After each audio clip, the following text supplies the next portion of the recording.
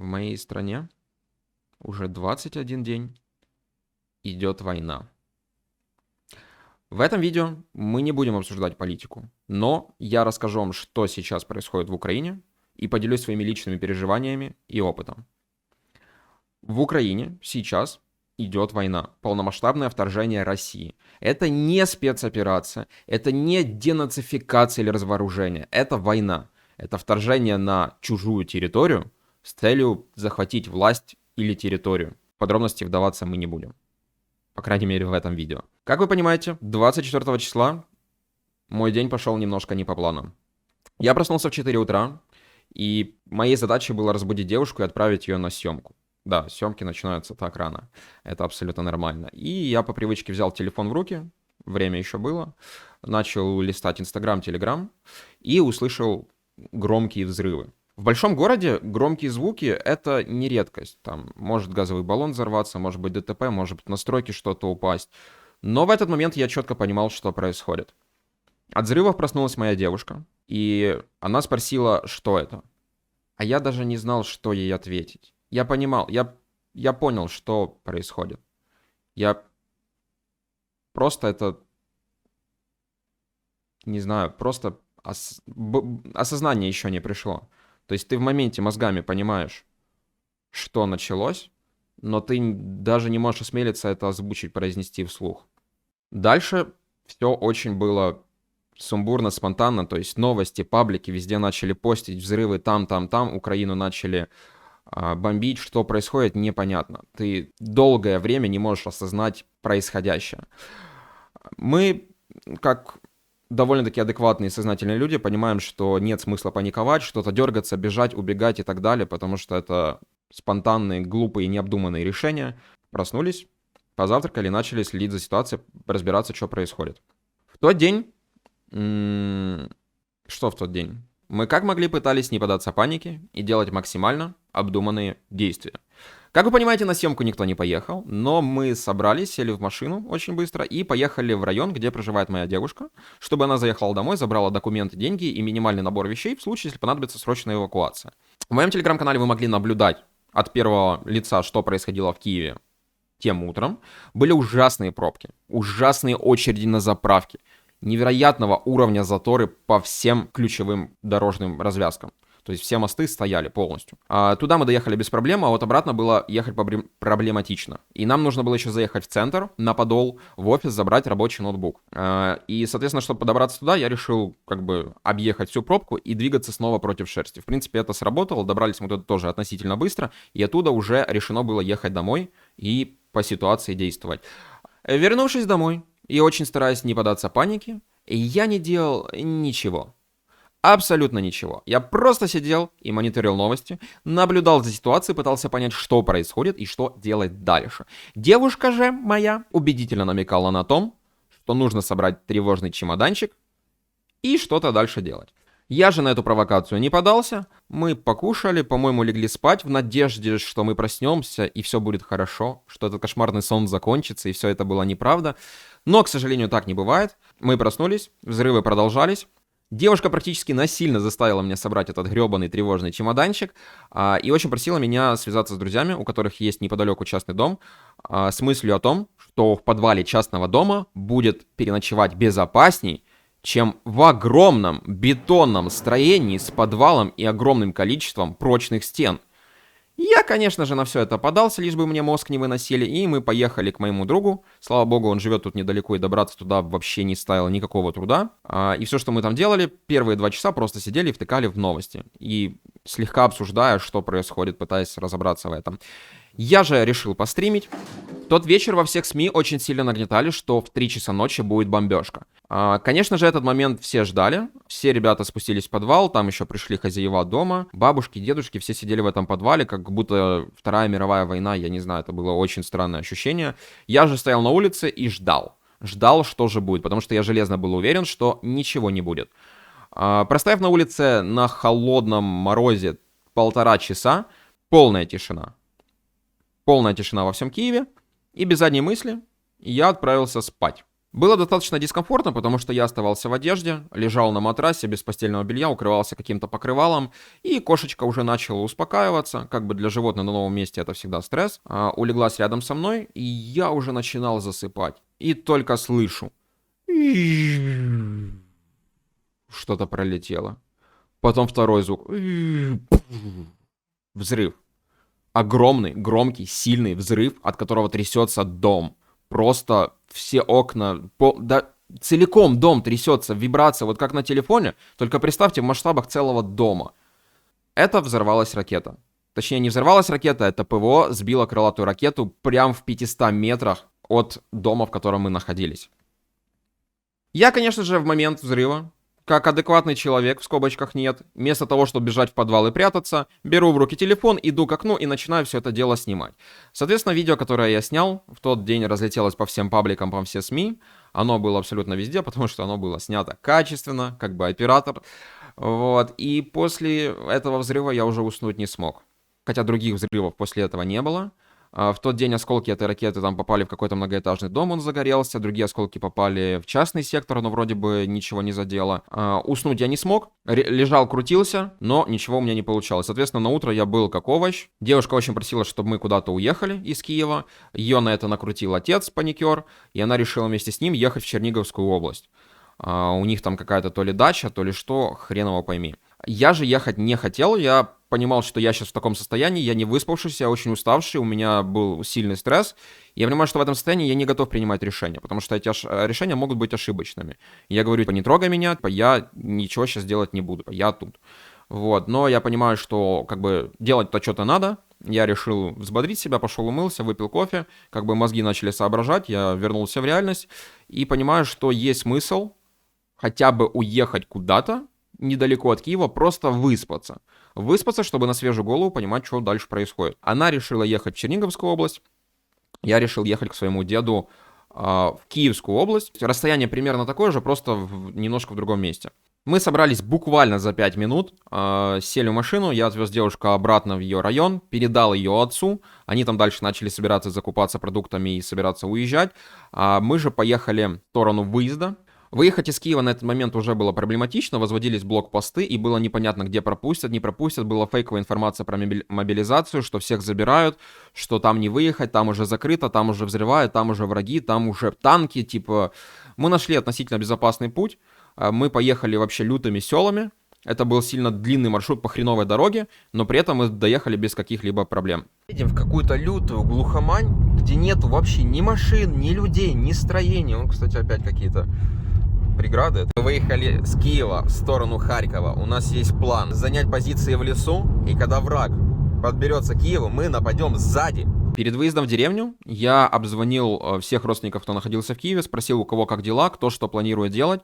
Родителям предложил вариант забрать их и вывезти тоже в деревню. Они не согласились, они решили, что в случае чего пересидят в гараже. То есть там у них возле дома недалеко есть гараж с подвалом относительно глубоким, они решили быть там. Я такой, окей, хорошо, я все, что мог, сделал, уехал в деревню и ехал с мыслью о том, что я там пересижу 1 день, максимум 2, и вернусь в Киев. То есть у меня было просто выспаться, и чтобы мозг снова начал соображать как надо. Но, как вы понимаете, это не произошло.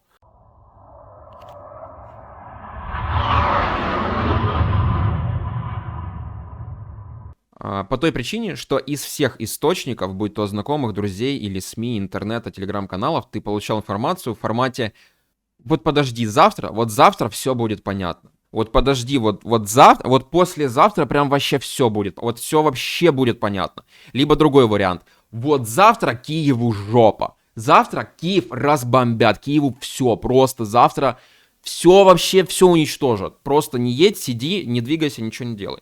В каком-то смысле это правильное решение, сидеть на месте и не дергаться.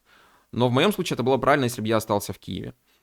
В итоге мы отсиделись там 6 дней. Туда уже приехали родственники все, которых я обзванивал, которые не хотели ничего делать, никуда ехать. Все они приехали туда. Сами вы прекрасно понимаете, что долго находиться с родственниками тяжело, особенно когда ты уже живешь отдельно, самостоятельной жизнью. Все это давило. Я хотел вернуться в Киев, потому что в Киеве мне комфортно. А там у меня просто был день сурка. Я просыпался, читал новости, жрал, ложился спать. И так каждый день. 6 дней прошли просто как один. Я такое чувство, что я только приехал, но уже было очень тяжело. Спустя 6 дней отговорок, споров с родителями, которые говорили: не едь, там опасно, ты не доедешь, мосты взорваны, ничего нету, дорог нету, там везде враги, все захвачено, никуда не попасть. Я сказал, что я еду, собрался и поехал. Соответственно, доехал я без каких-либо проблем, ничего не было взорвано, все было свободно, было много блокпостов, было много военных, все дороги охранялись, патрулировались. Единственное, что я очень долго стоял на въезде в Киев. Со стороны Борисполя мы простояли в очереди примерно на блокпост часа 3. Заехали в Киев, и это было просто какое-то невероятное чувство. Я был очень счастлив вернуться домой. Я даже не знаю, как это описать. Такое чувство, что у меня дома было не 6 дней, а как будто у меня 6 лет не было дома. Я просто такой: я дома. Я был просто счастлив от того, что я вернулся домой, в родной Киев, на родной район. В Киев я возвращался с мыслью, что я буду тут что-то делать, потому что, сидя в деревне в форме овоща, бездействуя, меня это сильно угнетало и морально давило. Плюс я начитался про статус беженца, не про статус, про синдром беженца. Такой: опа, нихера себе, ловлю у себя симптомчики, такой сам себе врач, очень классно, не советую так делать. Вот, и вернулся в Киев, цель была стримить, как минимум, начать снимать ролики, может какой-то влог, как вот этот, который вышел только сейчас, хотя он должен был выйти дней 10 назад, и волонтерствовать, потому что я понимал, что на момент войны многие сети зарядок сделали их бесплатными для всех, чтобы люди могли эвакуироваться, куда-то уехать, спокойно добраться без каких-либо проблем. И мне на Тесле, электрической машине, передвигаться по Украине стало супер комфортно и абсолютно бесплатно. Соответственно, я хотел волонтерить, как бы есть возможность, почему нет. Появилась вот эта гражданская сознательность, что надо как-то помочь. Я не военно обязанный, стрелять из оружия я, конечно же, умею, но в ТРО огромные очереди, туда людей просто не берут. Желающих очень много, я понимал, что туда смысла нет идти.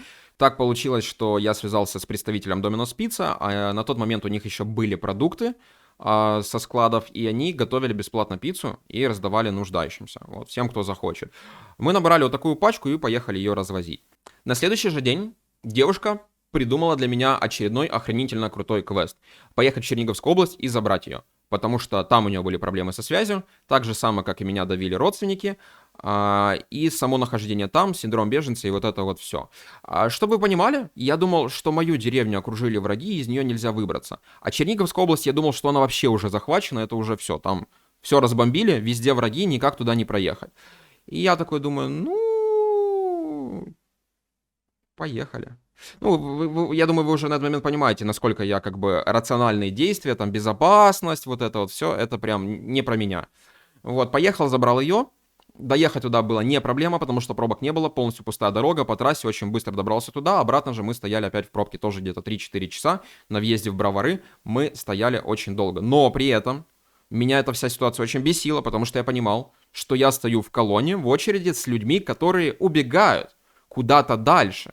То есть я возвращаюсь в Киев, я не хочу бежать, а они именно убегают. И меня очень напрягало, что я стою с ними в одной очереди, должен тоже тратить время. И это подтвердилось тогда, когда я проехал Бровары, и на въезде уже в Киев очереди не было от слова совсем. Я единственная машина, которая от Броваров доехала в Киев, потому что все остальные стояли на очереди в Бровары, чтобы в объезд Киева, небезопасного Киева, поехать куда-то дальше, на запад, прятаться в селах, там, куда-то туда.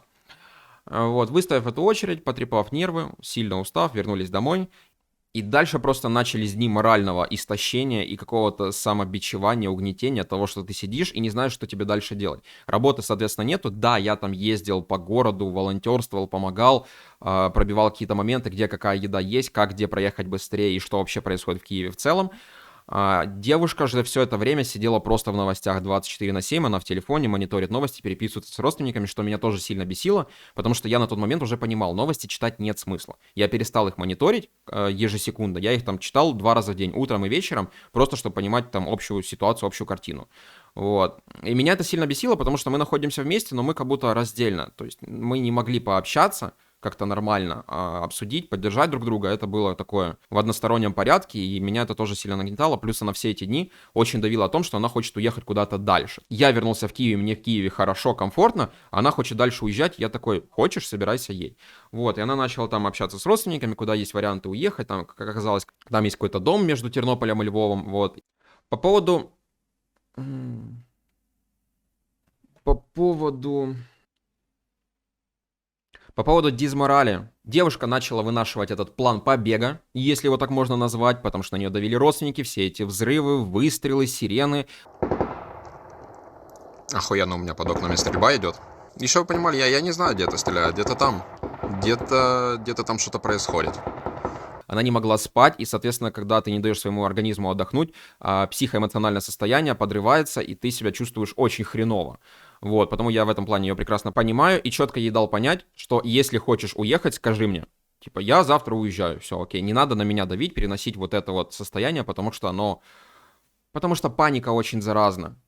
И я чувствовал, что меня это тоже начинает напрягать. И все эти последние 10 дней в Киеве под ужасным моральным давлением от происходящего я пытался понять, что делать дальше. Кстати, об этом будет следующее видео, поэтому подписывайтесь на канал, не пропустите, оно будет очень полезно для всех. Что делать сейчас, пока идет война. Бля, ебать, я устал, пиздец. Час ролик записываю.